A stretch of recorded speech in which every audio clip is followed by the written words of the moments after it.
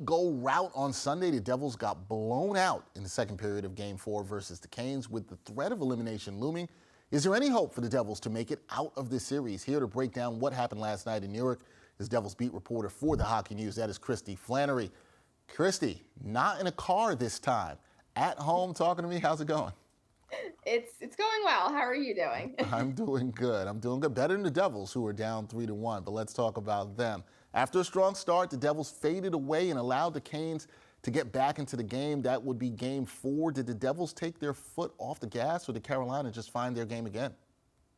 I think this is another instance where fans are seeing the Devils just took their foot off the gas and they kind of shot themselves in the foot. They had the start they wanted. Jack Hughes went out, scored a goal. You saw Timo with the assist, and you kind of thought, okay, the big stars are going to step up again, and this is going to be similar to Game 3. And really what happens is the story of this game is the team had 26 giveaways. 11 of them were by the blue line. Damon Severson was the only defenseman that was not, credited with the giveaway yesterday. And I understand, there's goals that VTech is going to want back. But at the same time, you win as a team and you lose as a team. And this was a situation where they shot themselves in the foot and they lost the game as a team.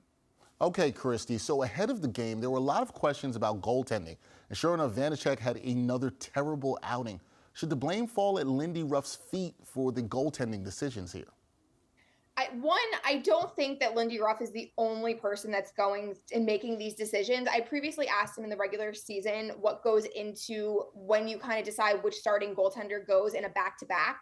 And he said it's a group discussion. I don't have any confirmation that that's the way it works in the playoffs, but I don't think it would be far-fetched to think that it's once again a group discussion. I think it's hard, right? Because you had Akira start Game 1 and 2, and Akira was pulled in both of those. You had VTech start Game 3. They got the win. VTech wasn't really overly happy with his performance. And then you have what happened yesterday in Game 4. And I think it's really easy to blame Lindy, blame Vanacek. But as I'm thinking to myself, as the coach, I'm not really sure which goaltender you go to at this point because they both have struggled. And the one thing that I'll say is that when you're at this point in the playoffs and you're this deep and you're switching goaltenders at such a frequent pace, it's not a good thing for the club. It's really Yeah, no doubt about it. No stability there between the pipes. Now, last, I got to ask you this, Kristy. What do the Devils need to do here? They got to try to force a Game 6, got to try to win Game 5. What do they exactly need to do to force a Game 6? One, they need to forget last night even happened. They have to get their confidence back, because I think what the media saw yesterday was, Nico had no answers. Dougie didn't really have any answers. VTech looked completely crushed. And you need to get back to, it's a clean slate. You just have to win one. So I think they have to, again, stay out of the penalty box. Don't do things that are going to shoot yourselves in the foot. Don't take bad penalties. Don't take those delayed games, those tripping in the neutral zone penalties. And don't with the giveaways. Stop with the giveaways. You can't do that. And it sounds so cliche, and I know I sound like Coach Ruff, but it's puck management. It's supporting each other. Like, that's what this team needs to do to get one back, to force the Game 6 to come back in front of their fans. It's the simple. We will see if they're able to do that. What's your prediction, Kristy? Do they do that? Do they force a Game 6? Yes or no? What do you think? Oh, man. I don't know.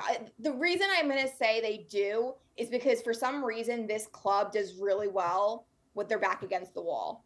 They're a team that you really can't count out, and they've kind of proven that.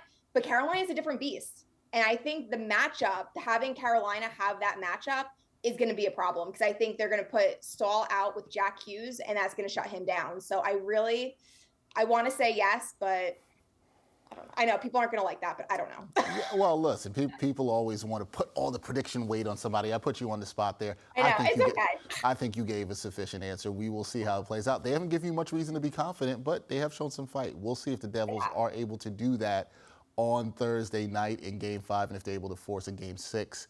So we'll see how that goes down. You know who will be on top of it? That's Kristy Flannery, writer, Devils beat writer for the Hockey News. Kristy, always a pro, not in the car this time. We appreciate you. Thank you so much for having me back. Anytime.